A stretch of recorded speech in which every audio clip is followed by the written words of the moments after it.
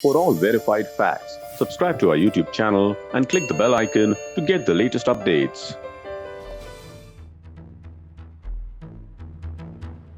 We have been trying to look for life elsewhere in the universe for a very long time because astronomers do not really believe that we are the only life form in this entire universe. So there was one professor, Frank Dirac, who was a radio astrophysicist, and he came up with an equation about how many life forms would be there, or one can estimate life forms elsewhere in the universe. And that number comes out to be very large. Now, how do you look for such people in the universe? At least you would like to know whether the basic life form like bacteria have evolved on some particular body. And that was the search which was being going on.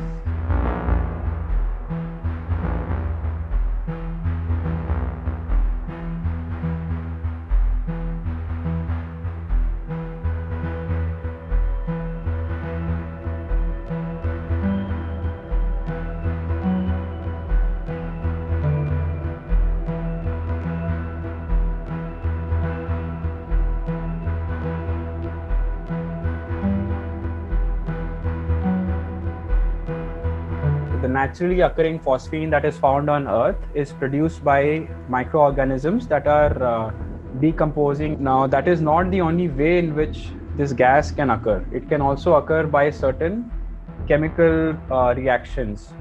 But the concentration of phosphine that has been found on Venus, they have managed to rule out all the possible non-biological ways. So the excitement is about the fact that we still do not know how exactly this gas is forming, but there is something that is constantly producing it on a regular basis and maintaining a constant stable concentration over a period of time, as has been observed by the two telescopes in Hawaii and Chile, and that report that came out yesterday.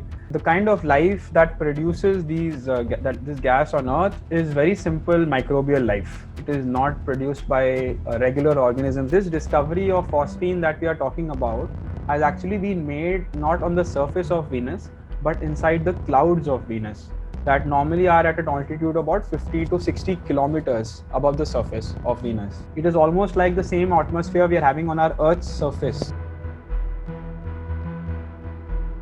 So there is a possibility that perhaps life from Earth could have in fact in the past transported and gone to Venus.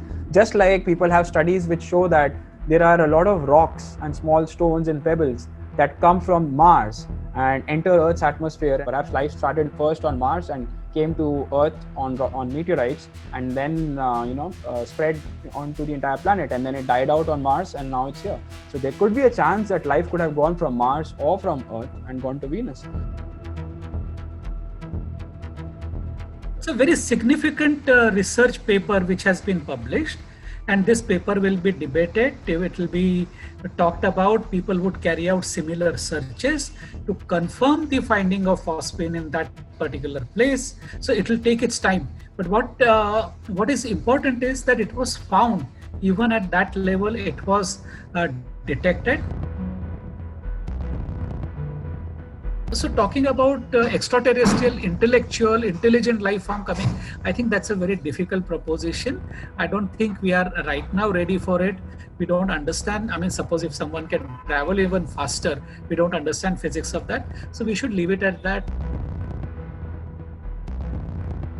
Biologists think that life form coming to the stage that we are in may be a once in a chance accident.